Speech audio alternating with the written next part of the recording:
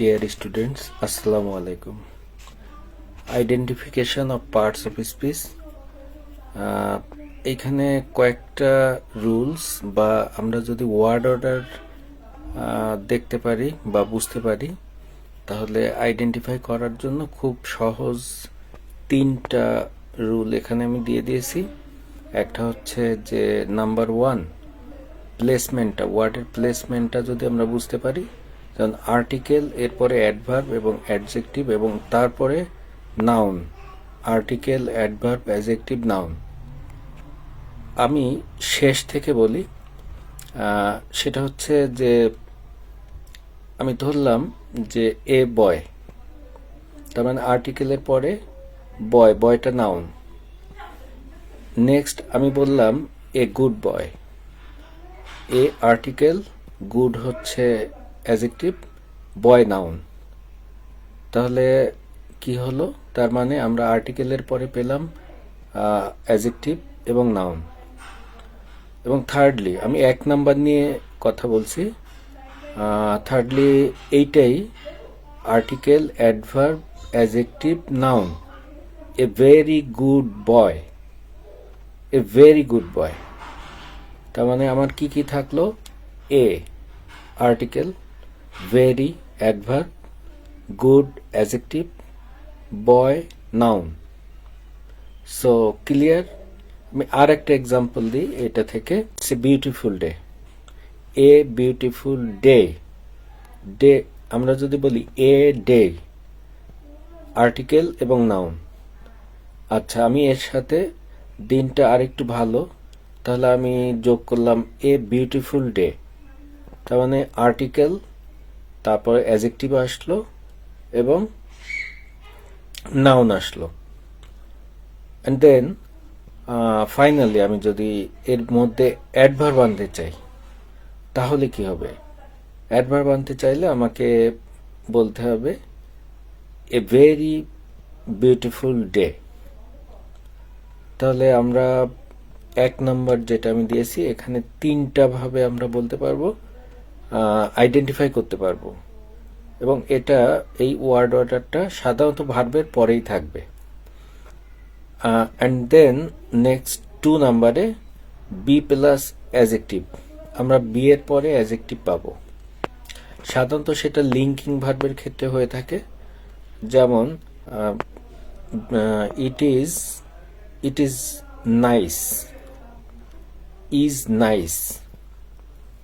হ্যাঁ, এটা বি ভার্বের পরে আমার অ্যাডজেক্টিভ আসলো, প্লেসমেন্টটা বি এর পরে আমার অ্যাডজেক্টিভ আসলো। তো এখানে আমি যদি বলি যে the weather is very nice today, আমি এখানে দেই নাই, তারপরে আমি বললাম যে the weather is very nice today. তাহলে বি ভার্বের পরে কি কি আসছে? দ্য ওয়েদার ইজ, ইজটা আমরা এখানে বি ভার্ব লিখছি, বাট ইজ কিন্তু এখানে লিঙ্কিং ভার্ব। তো it's a very nice day, তাহলে ইজ এর পরে, বা the weather is very nice, is very nice, বা weather is nice, is nice. তার মানে ইজ এর পরে আমি অ্যাডজেক্টিভ ব্যবহার করলাম।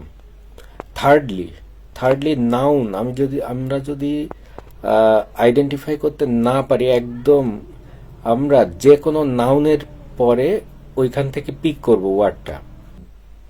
বিউটিয়াস, হ্যাঁ, বা আমি বললাম দ্য ওয়েদার, ওটা দিয়ে বলি দ্য ওয়েদার ইজ। আমি জানি না যে ওয়েদারটা আসলে কি, নাউন, অ্যাডজেক্টিভ নাকি অ্যাডভার্ব। তো আমি ইজ বসাবো, দ্য ওয়েদার ইজ। এরপরে মিনিংফুল সেন্টেন্স তৈরি হয় কিনা, যদি মিনিংফুল সেন্টেন্স তৈরি হয় তাহলে ওটা কিন্তু নাউন, দ্য ওয়েদার ইজ। আচ্ছা, আমি বললাম যে ফেথফুলনেস, আমি বের করতে পারছি না যে এটা কি আসলে নাউন নাকি অ্যাডজেক্টিভ না অ্যাডভার্ব।